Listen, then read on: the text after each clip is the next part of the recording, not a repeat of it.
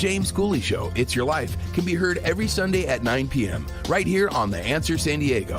Life is full of circles, cycles, phases, and stages. It's your choice to ignore or embrace them. Motivational speaker, author, military veteran, and founder of the J.C. Cooley Foundation, James Cooley and his guest will inspire and equip you to strive for your own greatness and overcome adversities. Listen to The James Cooley Show, It's Your Life, every Sunday at 9 p.m. right here on The Answer San Diego. The James Cooley Show, It's Your Life, can be heard every Sunday at 6 p.m. right here on 660 AM The Answer in Dallas-Fort Worth. Life is full of circles, cycles, phases, and stages. It's your choice to ignore them or embrace them. Motivational speaker, author, military veteran, and founder of the J.C. Cooley Foundation, James Cooley, and his guests will inspire and equip you to strive for your own greatness and overcome adversities. Listen to The James Cooley Show, It's Your Life, every Sunday at 6 p.m. right here on 660 AM The Answer in Dallas-Fort Worth. The James Cooley Show, It's Your Life, can be heard every Sunday at 6 p.m. right here on The Answer. Life is full of circles, cycles, phases, and stages. It's your choice to ignore or embrace them. Motivational speaker, author, military veteran, and founder of the J.C. Cooley Foundation, James Cooley and his guests will inspire and equip you to strive for your own greatness and overcome adversities. Listen to The James Cooley Show, It's Your Life, every Sunday at 6 p.m. right here on The Answer. Yeah.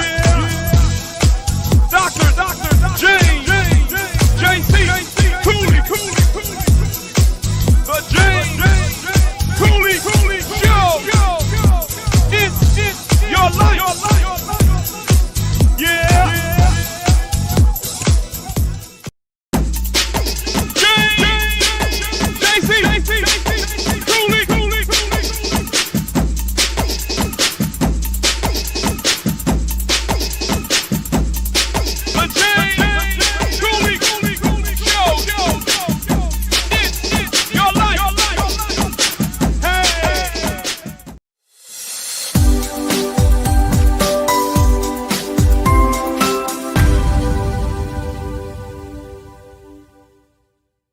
Hello, welcome to the James Cooley Show, It's Your Life. I'm your host, Dr. James J.C. Cooley, and as you already know, all month long, we continue to do that. We're celebrating Black History Month. And as I always say, it should not just be a month celebration. This should be every day a celebration because Black people bring so much to the world, especially to the United States. And sometimes I think we're unappreciated. But this is an opportunity to talk about the achievements that our ancestors provided before we was here to pave the path where we are able to look at the achievements and continue to grow our future generations, because it's a rich heritage, So I'm excited about the show today. We got an absolutely fantastic guest on the show that's going to talk about this. And I tell you, if you want to be part of the conversation, whichever platform that you're watching us on, whether it's E360 Television, Transfer TV, YouTube, LinkedIn, Twitter, Facebook, Rumble, and over 80 other platforms, welcome to the show. If you want to be part, just go to the comments. Ask any questions that you might have. I promise you we'll get you an answer. How you doing, Dr. Cooley? How you doing today? I'm doing great, James. How are you? I am doing absolutely wonderful.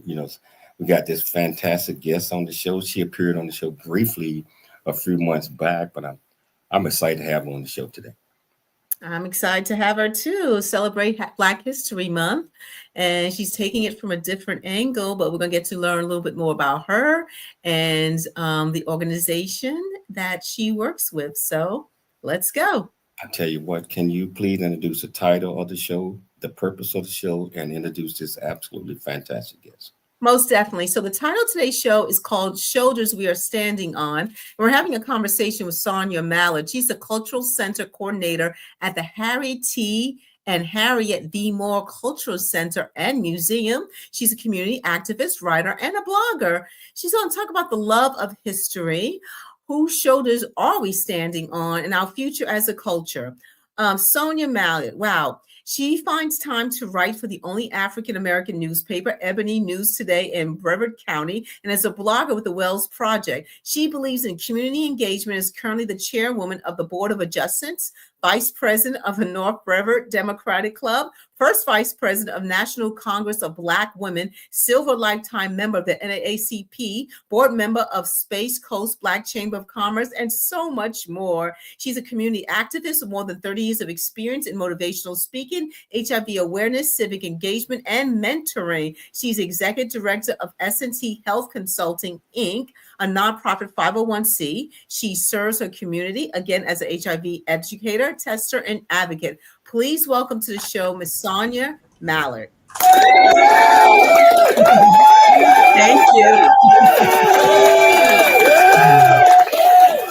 How you doing, Sonya? How you doing? I'm doing well. Thank you so much. It's an absolute pleasure having you back on.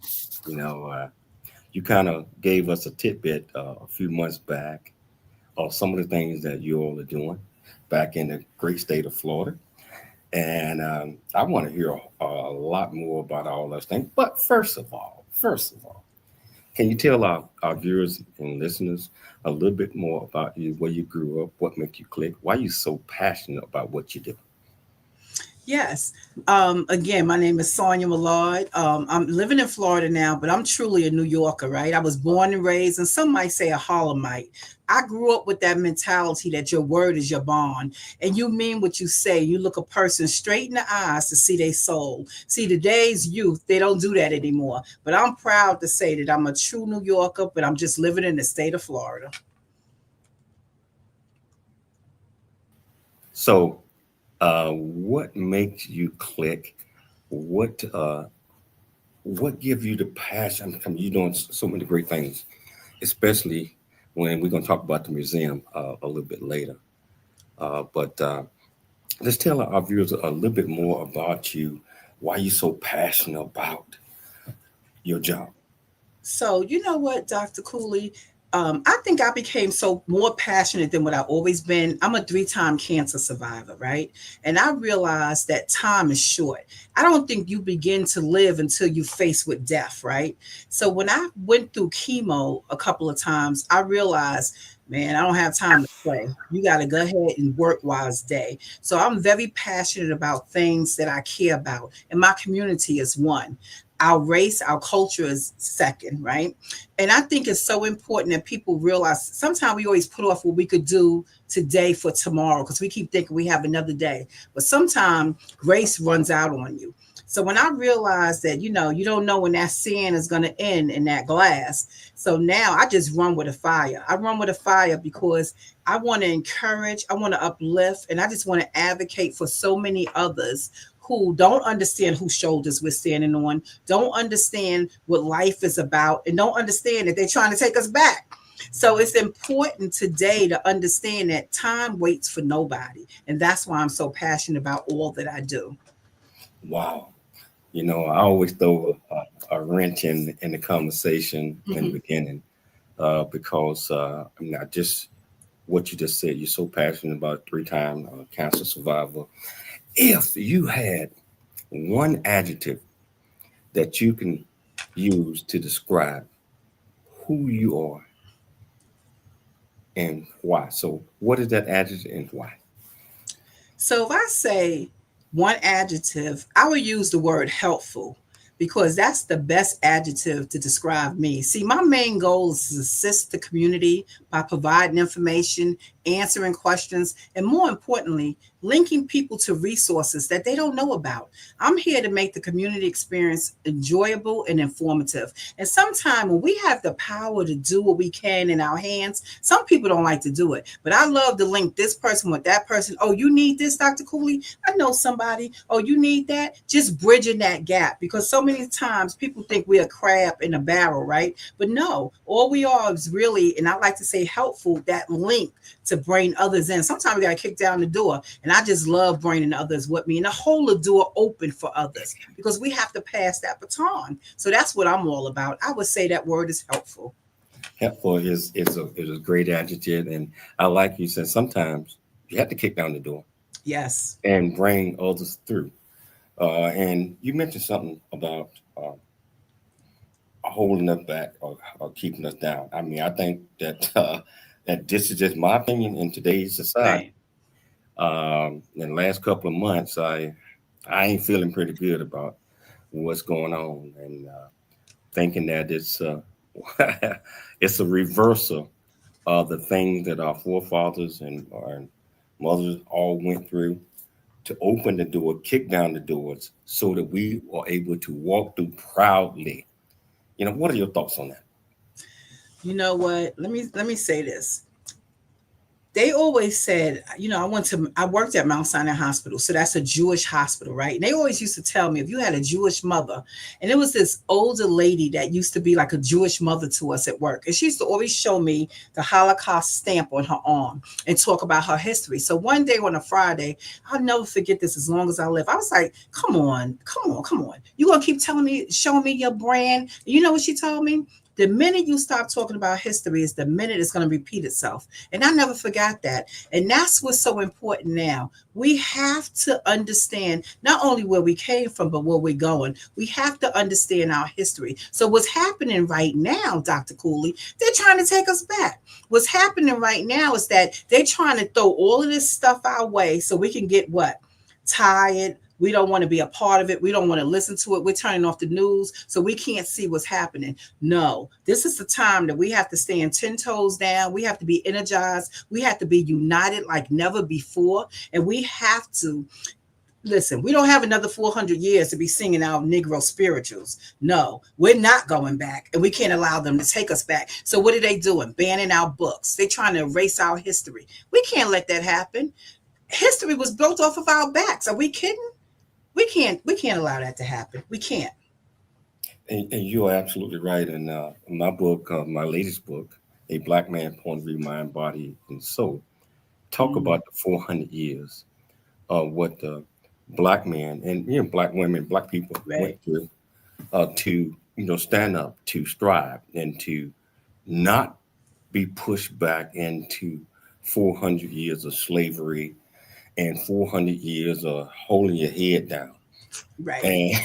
And not being able to look up because you are afraid, So we got about a minute before the break. Can you comment on that a little bit? Yes. That's why I loved Harriette T more so. He energized Black folks back in the day during the Jim Crow era, during the 20s, 30s, and 40s, to lift up our bow down heads, to go together to vote, to use our voice for our power. We're more stronger together than we are individualized, right? Everybody want to just take care of me and mine. No, it's time out. We're not no lone wolves anymore. We have to be. It takes a village, and it's going to take all of us to really help change America and democracy for what we know it to be. Because erasing all this DEI and all that, they really thought it was for us, right? But we got the last laugh because it really wasn't. But the point is, we can't go back. We can't allow them to take us back. We have to really, really take it back like how it used to be. In our churches, that's where we got our news from, right? We have to go back to our churches. Our pastors, our preachers have to be talking about it. We have to really galvanize and get our youth off of those corners and let them understand what's taking place. Because now they playing those video games. Everybody's in their own world and they thinking it won't happen to them. And then they're going to wonder how Hitler playbook just made it to the USA. I hold that thought. We got to take a station break, but I want to come back. Okay. And we want to talk about this Hitler playbook, and we want to talk about getting our young brothers and sisters off the street and getting them into the classrooms. I tell you what, if you want to be part of this conversation, all you have to do is just go to the platform that you're watching this on. Go to the comments, ask any question that you might have. I promise you, we'll get you an answer. It's your life, and we'll see you shortly after the break. It's the James Cooley Show. It's your life. Dr. James J.C. Cooley. Yeah. Come on.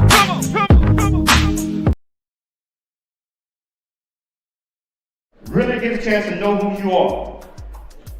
And once you know who you are, you truly know who you are, Love who you are. Love who you are. You're a masterpiece. Love who you are. Love who you were born to be. Love me some me. That's what I'm talking about. When you leave high school, you gotta know today or tomorrow, hopefully today, what your plans are. Hopefully, there is no bad decision unless there is no plan. Create, collaborate, commit with confidence. Commit with what? Commit with what? In everything that you do.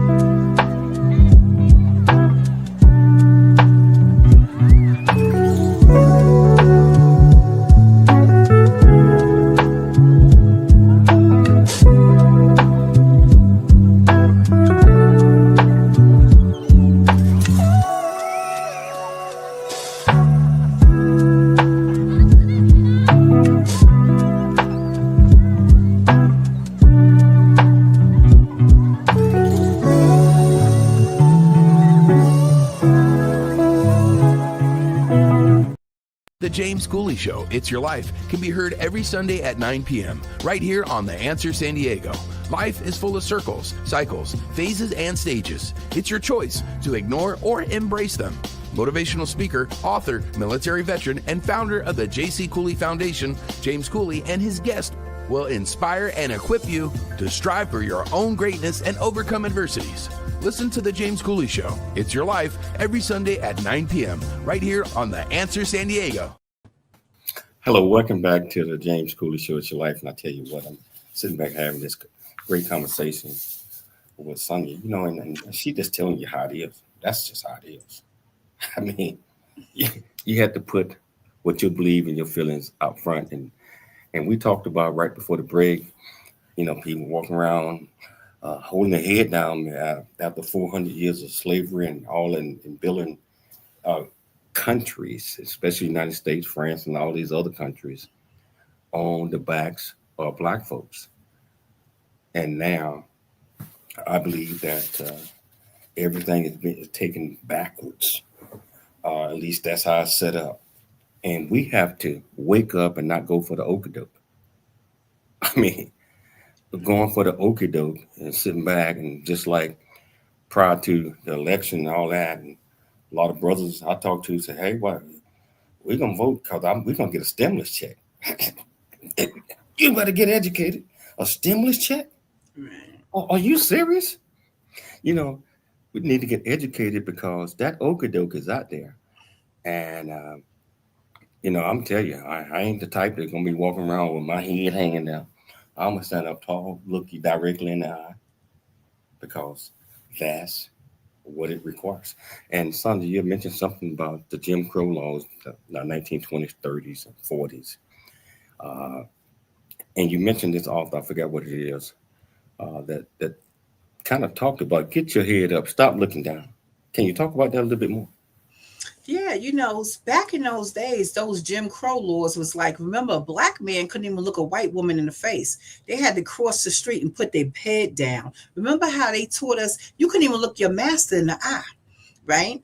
And that was the way they did that mental abuse to you. That's why most Black men then wasn't proud. They always kept their head down and they just shucked and jive, didn't speak clearly. It was always that kind of thing. Yes, a master, no master. White woman came, they crossed the street, they couldn't look her in the eye. That was all of that. Like I always call it the Willie Lynch letter, just the learning how to divide us as a people, to break us down as a people, to implement all of those things over 400 years into our psyche. That's why it's so important now for young men to stand tall with their shoulders erect, to understand that they are somebody, to look people in the eye, to be proud of who you are, what color, your nose, your hair, because, you know, everything black was bad. Remember that? Our hair, our touch, our color. No, everything about us is beautiful. That's why they're paying all that money to get big lips now. Yeah, I wasn't gonna say that, but yeah. But you're right. You know, I want to talk to you. You are a writer, a blogger. Mm-hmm. Can you tell our viewers and listeners about some of the things that you blog and write about? Sure. I blog about HIV awareness because, see, most people put their heads in the sand again. Here in Brevard County, 1 out of 4 is infected with HIV and 1 out of 5 don't know their status. See, there's no white horse, Dr. Cooley, coming down the Leon Avenue in the black hood to save the black community. We have to save ourselves. And how do we do that? With information, with outreach. That's why I'm an HIV educator and tester for the state of Florida. It's so important. No one wants to talk about it. Everyone wants to act like it's not here anymore, but yet look at the stats. The stats are telling us every 9.5 minutes somebody is dying from AIDS related complications. It's so important that we get the information out. It's so important just to get tested. It's so important to know your status, and that's what I'm all about. Well, you know, you mentioned that, but as you already know, over the last few years, no one is talking about AIDS, HIV. They stuck on COVID, and they think that just all disappeared. Right. And so I'm happy that you brought that up, because if you're gonna wander around and do this and do all this other, you don't know who got what. I mean, exactly.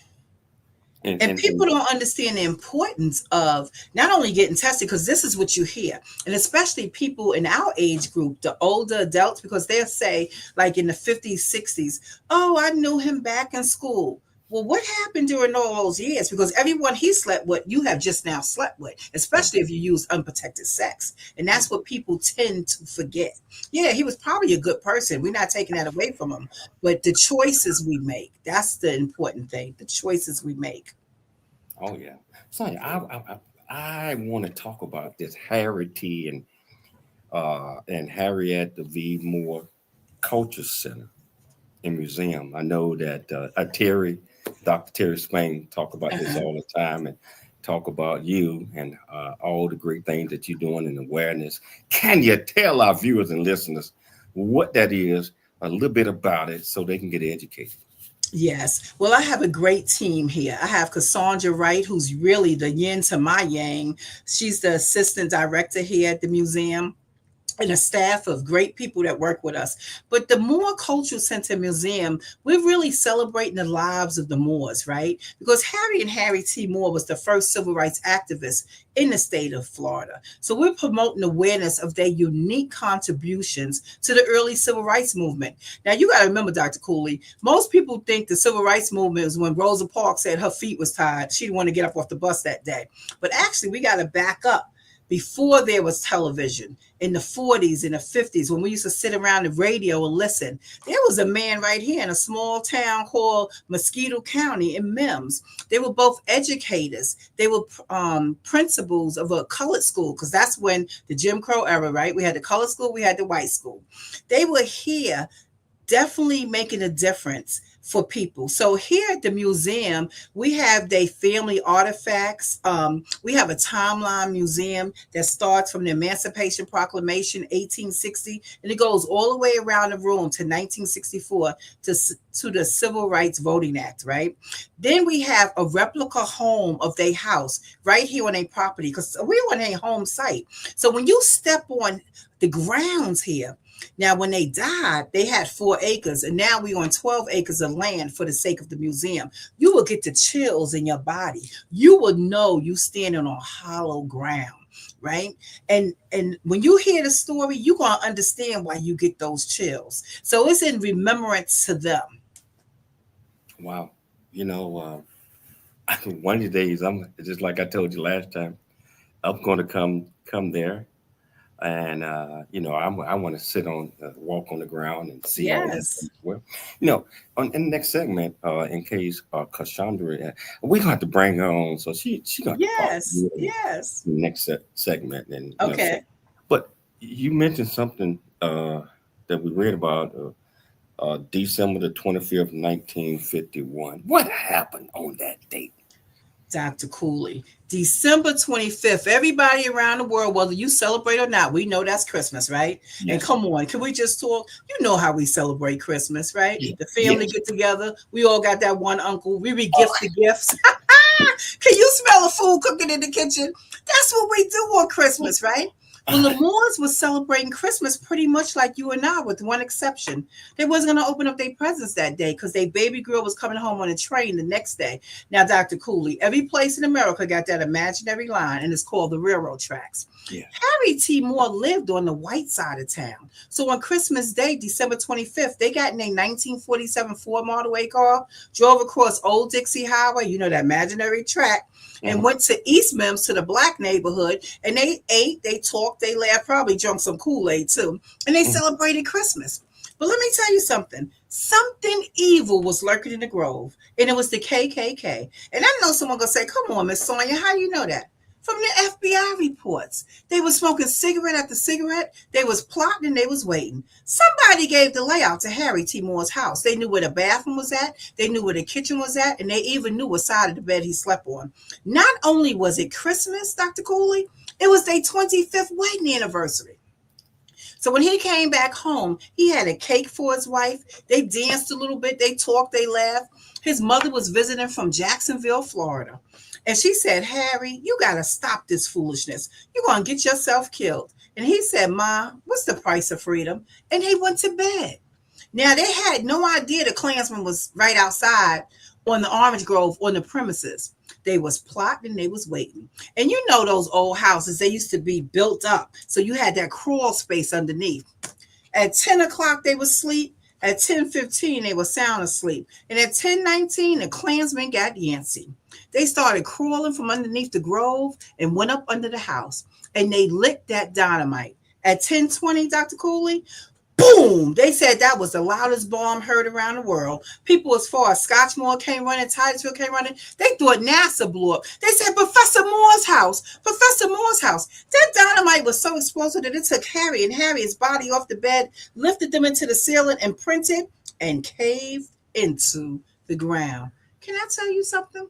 Brother, it wasn't a hospital here that would see a black man. The neighbors came running, but the uncle got there first. They started digging through the debris, and they found Harry and Harriet's limp bodies. They picked them up and put them in his 1947 Ford Model A car, and they had to drive all the way down Highway 46 to the city of Sanford. Dr. Cooley, how fast could that car go? It took them about an hour and a half to get to the city of Sanford. So on December 25th, 1951, they killed Harriette T. Moore. By the time he got to the hospital, Harry was frantic. Doctor, do something. My husband, Dr. Starks, the only black doctor in Sanford, gave him a needle this big just to appease Harriet, and he was dead on arrival. Harriet was bleeding internally and had to be hospitalized. She died 9 days later. Wow. Isn't that something? That is something. That's never heard that story. Wow. Oh, that's something. And that shows you hatred, right? Yes. And if sometimes when we as black folks, we're doing great things, we're getting ahead, we're educating others, and we're doing the right things, sometimes people get pissed off, get mad, and they want to tear it down. They want to stop it. Because if you can control somebody, you keep them down, dumb them down, and keep them uneducated. Right. You can control folks. I tell you what, we're going to take a station break. Okay. I'm going to think about this during the break. But we're going to come back. We're going to pick it up. If you got any questions or anything that you might have, just join us on whichever platform that you're watching us. Ask a question. I promise you we'll get you an answer. Cassandra, when we come back, I'm bringing you on. It's Your Life, and we'll talk to you shortly after the break.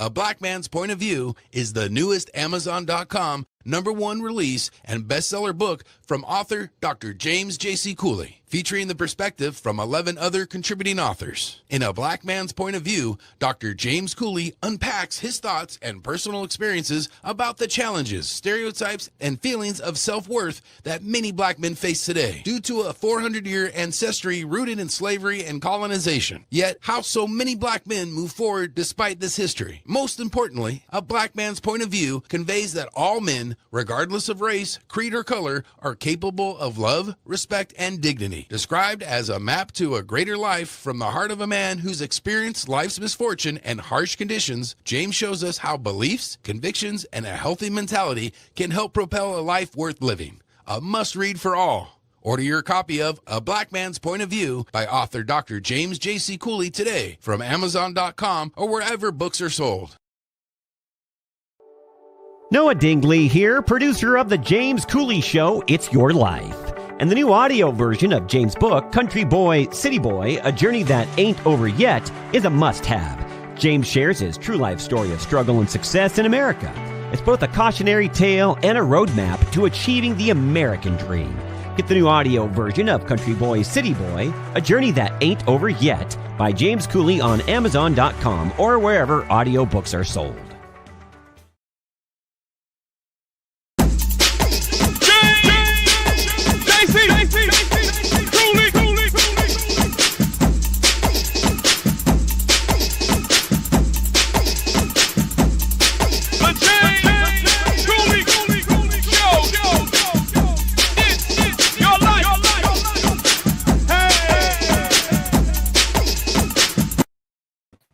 Hello, welcome back to the James Cooley Show. It's your life, and I tell you, I was listening to that story that you were talking about the Moors, and it kind of touched me because back in the 40s, 50s, 60s, things like that happened, and that's a way of controlling others that believe in the folk that you take out the box or whatever that might mean.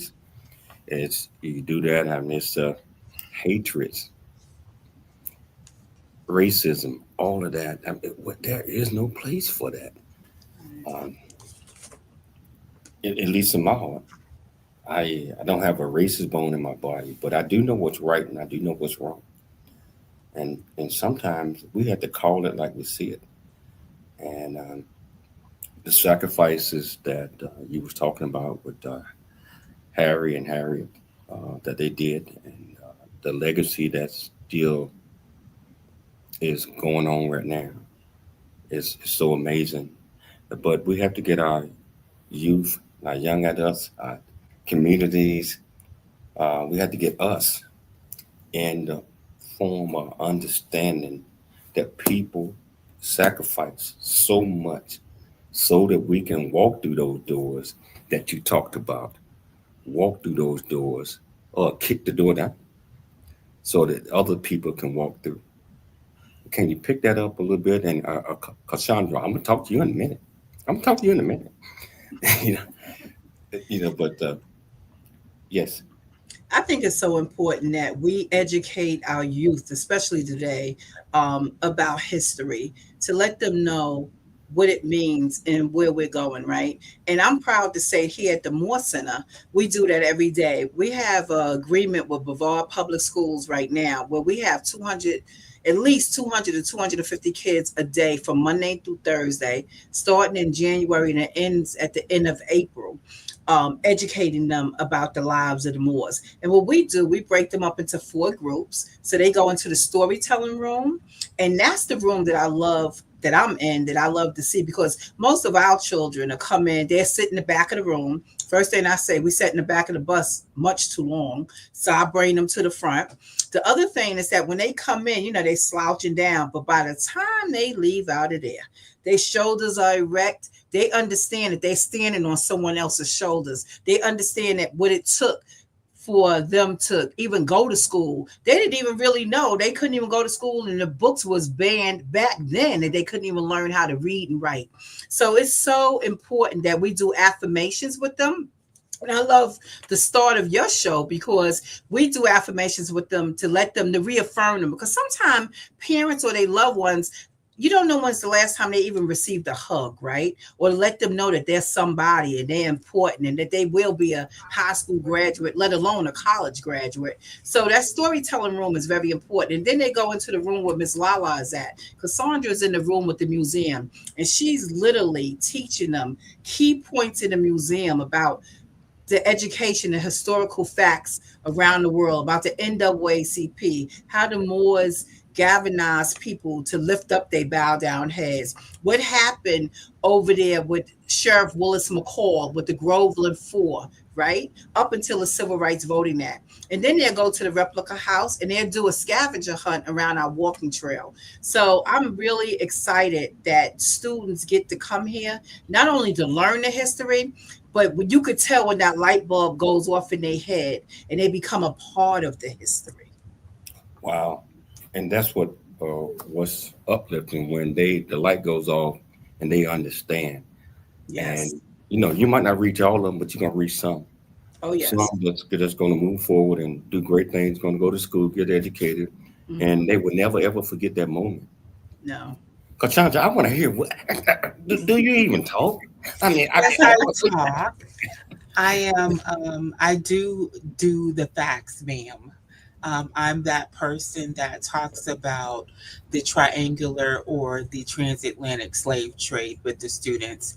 I talk to them about the slave anchor and how these people were stolen and why it was so important for you to understand that they were treated like cattle. And that is why we are so fragmented today. But when we did get the ability to become a family, to set up our own communities, to have our own educational system, to do all of these things for ourselves, we excelled. We didn't just set the standard, we surpassed it. And that's what they really need to understand. All they needed to do was give us a chance. And we built communities that were very affluent, education. We had our own businesses. We were able to do our own entertainment. We had a rich tapestry of history that gave us the fortitude to be able to go forward and give us a culture that we have nowhere else in the world. And that's because not only did we remember our ancestors and the roots that they gave us with the drums, but we added our own spiritual awakening to it. And that is exactly how we were able to become who we are now. Wow. And both of you all are doing so many things. And, I'm fascinated with the Moore story and the things that you all are doing. I'm talking about with the storytelling room and all that. I can't wait. Hey, Terry, next time I come, you're going to take me over there, man. How you doing, Dr. T? I'm doing well. How's everybody doing? Yeah, Hey, Terry. That's one of the reasons why I wanted them on your show, because quite honestly, it's a very, very compelling story, man. And I think once you get an opportunity to come out to the Moore Center, you probably want to, pack you a lunch or, maybe pack you something, because you're going to want to stay there because there's a lot of rich history inside there. I've been listening to a lot of Sonya just told a story. Man, I almost had to come out there. I almost dropped a couple of tears. Quiet as a kid. When I got off there, I did. So Sonya. Yes. What are some of the major things that you all are doing at the Culture Center that people should be aware of and that would bring others in? I'm talking about from the education perspective. We already know that if we don't teach our youth and young adults in our communities now, they're going to continue to hang out on the streets. They're going to continue to think that, hey, I'm going to start my own business and all this. And what is your business? I got it right here. Yeah. They're not going to understand what that means, starting business. It requires education. It requires thought. It requires paying attention. It requires knowing where you came from and knowing the history. Sonya, can you talk about that a little bit? Yes, we have some staple programs that we do, and actually it all comes from conversation, again, in that storytelling in the conference room. And I'm proud to say we have a program that Dr. Terry Spain was a part of too. It's called Men on a Mission. And what that idea came from, Cassandra and I realized that a lot of youth, they never saw what an astronaut, with a lawyer, with a doctor, young men like Dr. Terry Spain, retired, right? Navy captain, corporal, right? So when we started bringing the youth inside those rooms, they could see outside of their environment, their community, including my grandson, who was from Newark, New Jersey. And he needed to see Black males in these prominent positions that look like him. And it changed his way and his thoughts and his patterns. And that program is so beneficial. And I just think it's so near and dear to my heart, because I saw how many young men, we sell his books in our gift shop, and even Keyshawn Phelps, right? It's so many young men that's engineers that most of the young guys don't even know or see or even understand that they can be that, they can attain that. Everyone's not going to be an NBA basketball player. And then we have some other programs like Strategy Successful Women. We even do an antique car show, and that was to cross the bridge because of the car that the Moores had, the 1947 Ford Model A car. So now that was a whole nother genre of people who would come here who normally wouldn't come to sit and talk. And now we have this whole conversation because it begins with these conversations. So it's cultural events like that. And then we have the other ones with the lectures, right, Lala? They come in and they talk about like Harlem Renaissance, different things like that, the Emancipation Proclamation Day, different things like that. So the conversation is what sparks the interest. And I think that stays with individuals long after. Wow. Hey, Terry, I want to hear your thoughts, man. I mean, this, you know, you hit a home run with this, you know, so I see why it was so important that we have these guests on, especially during Black History Month. But I'm just like I was telling them, every day is Black History to us. Can you talk about that a little bit, Tim? We got about a minute and a half before the break. Yeah, like I said, Cassandra and Sonya, they're doing an amazing job at the Harriette T. Moore Center. And one of the most powerful things that they do have is that Men on a Mission, which I had an opportunity to be a part of that twice. And I think that's needed, and that's needed more so than ever, because there's a lot of stuff that's being taken away from people of color, and they don't know their identity. And so once we have these opportunities to show them who you are, where you came from, that will encourage them to continue to do exactly what they knew, and that's be productive citizens in this country. And that's so needed. I tell you what, I want you guys to stick around. We're going to take a station break, but we're going to come back. We're going to pick this up because this is a much needed conversation. And I tell you, T, I probably need about 2-3 hours, but we're going to go with what we got. So if you want to be part of this great conversation, all you have to do is go to the platform that you're watching us on, ask any question that you might have. I promise you, we'll get you an answer. It's your life, and we'll see you shortly after the break. Dr. JC Cooley, the James Cooley Show. It's your life.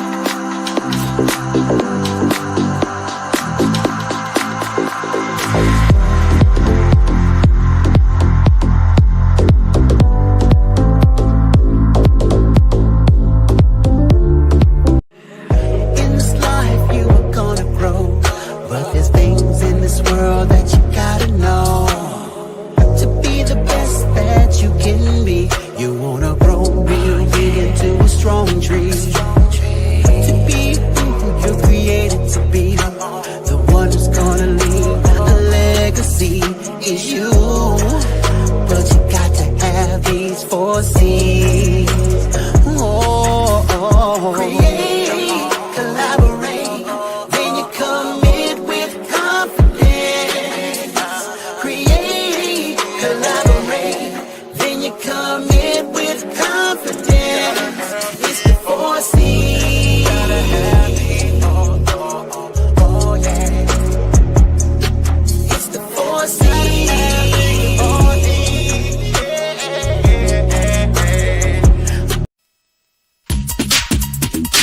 The James Cooley Show. It's your life. That's right.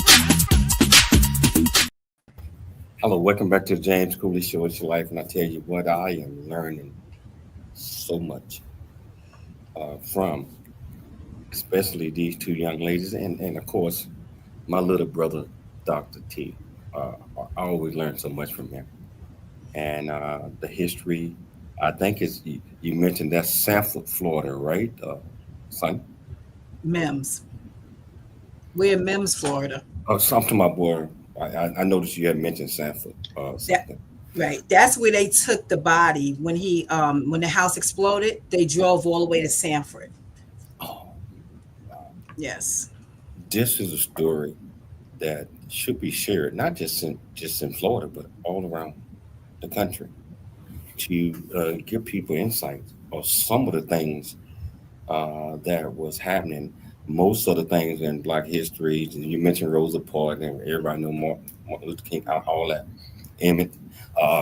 But stories like this, I think, bring, if a person is human and if they care and they got an open heart, they would sit back and like, hey, this is where we're going back to, almost. I mean, I say it. I mean, it's the last couple. I just feel that we just going backwards. We going backwards right now. As we mentioned, our books, DEI programs, civil rights are being taken away because we put this man in the White House, and we already knew that we already knew who he was, right. But many of us put him in there anyway because of a stimulus check or some crazy stuff. It's crazy, So I'm gonna get back on topic with the show, but I'm telling you what I feel. So, what lessons can visitors or the Moore Center? I mean, I know it's not just Florida. People probably come from all around. But what can they learn from the legacy of Harry and Harriette? What their vision was, or at least what we thought their vision was for civil rights, for as giving people an opportunity, for as just like you mentioned in 1951, that Christmas dinner. Can you talk about that a little bit? What you think that their intent and their legacy was for helping others to understand that you can do anything you set your mind to? Lala, you want to take it? Yes, they were mentors. So the legacy that we learned is that one person can make a difference. They looked in their neighborhood and they saw people needing help. And instead of them waiting on someone else to do it, they decided we're going to do it. And they not only decided that they were going to do it individually, but as a family. And we don't talk about how having a strong partner, having someone that has your back, because let's face it, when you are facing these tough decisions or when you are facing hardship, if your wife or your spouse is not on board with what you're doing, it's not going to be successful. So this family embarked on this journey knowing full well what may have happened, but kept going because they really wanted to make a difference. And they did. They were mentors not only to children, but to adults who were trying to find their way. And that's why I really appreciate them, because you don't know what you don't know. and having someone who has the knowledge and can help transition you over to being knowledgeable, building your own business, learning how to save money, how to get your children educated, because lots of people did not have but a elementary school education, but they wanted the best for their children and the future generations to not have to worry about how they were going to be educated, how they were going to live. And so they went about doing this in the community, in a small community, and made a very big difference. Wow. So the people out there, our audience who wants to know more about these amazing people, what resources besides the museum and the cultural center would you recommend? So we do have the book, The Bomb Heard Around the World by Gregory Marquette. There are other books. We have A Man Before His Time by Ben Green. We have Devil in the Grove that talks about Sheriff Willis McCall, who was, the nemesis to Mr. Moore. And we also have Lay the Trumpet Down that talks about the memory of the Moors. So there are several books that actually talk about the Moors, and they reference them about how they fit into our historical. But just learning about the Moors and the people, the local heroes in your area that paved the way for the people in your area also contributes to learning about the Moors, because there are so many unsung heroes that help pave the way in all of these rural communities. And we need to make sure that we talk about them, that we acknowledge their efforts, and that we honor them, because if we didn't have someone singing the praises of the Moors, we would have no idea what happened. Wow. So a lot of achievements, and I see that we posted I guess the organization chart, but if people want to reach out to you all and get more information, how would they do that? Well, they can reach out to us through harrietmoore.org. That's the website. And even though that's our board website, it comes to us directly as well. And also they can give us a call at 321-264-6595. We're here open Monday through Friday, 9 to 5. And we're open on Saturdays from 10 to 2. Also through emails, sonya.mallard@brevardfl.gov. So there's numerous ways they can get in touch with us as well. And to be honest, we do so many speaking engagements. We just had 3 today. We do so many outreaches into the community. Last Sunday, we were out at Provost Park in Cocoa, Florida for unity in the community. It's so many other things. And you want to know what else we do, Dr. Cooley, that I think is so great and innovative? When Detroit, New York City, New Jersey can't come to us with their kids, we go to them. And how do we do that? We pivoted since COVID, right? So we go on Zooms and we get streamed into their classrooms and we speak to the youth. And that's been really extraordinary. It's been great. Wow. I can't wait to next time I come back there. I don't know if Dr. T told you I was there last month, but oh no, we had some things we had to do, but I come back there, Dr. T. I got to see this. Oh, most definitely. That's definitely gonna be the first thing on the trip. Oh yeah. Hey, I want to first of all invite you guys back to the show. Okay. I want to learn some more. I mean, if you guys got time. I mean, we got 1 minute. 1 minute. Takeaways, Sonya. What takeaways that you want our viewers and our listeners to get from this conversation? 1 minute or less. I want the viewers to understand this. Jim Crow is dead. but that nephew is still alive. I want people to understand that this is 2025, and I know people don't think so, but it's happening today. Anytime I can come to work and it's a noose on our fence, there is a problem. So I want people to think that when those sheriff departments come and we have an imminent threat and they parked in front of our building or they parked behind our building, that this is 19, 20, 30, and 40. And I always say we ain't scared. But the point is, I can't understand how our ancestors went through that mental abuse of being harassed continuously. So my thing is, we have to stand bold, we have to stand up, and we have to unite together. Wow. Cassandra, what are your takeaways? My takeaway is that one person can make a difference. And you might not think that you can, but if that one person makes a difference and that one person makes a difference, you'll always make a difference in the community. So I think that we need to think about and be deliberate about how we spend our money, how we spend our time, and what we put our efforts behind. We have to know that if they are not for us, then we need to make our own for us. We don't need to wait for someone to come save us. We need to save ourselves. Absolutely. Dr. T, 30 seconds or less. I know you always got a takeaway.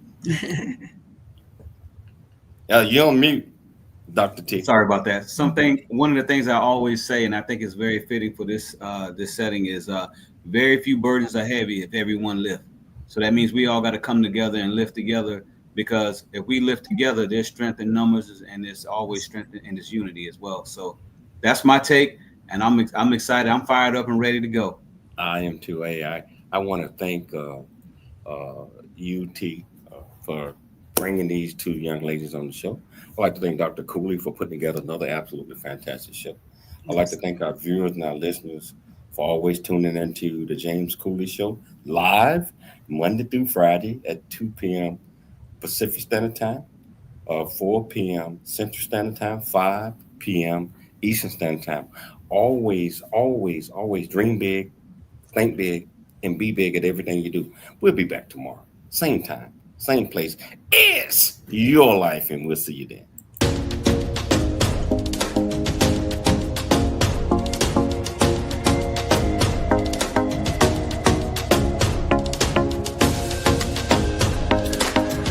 I told you it was going to be about an hour.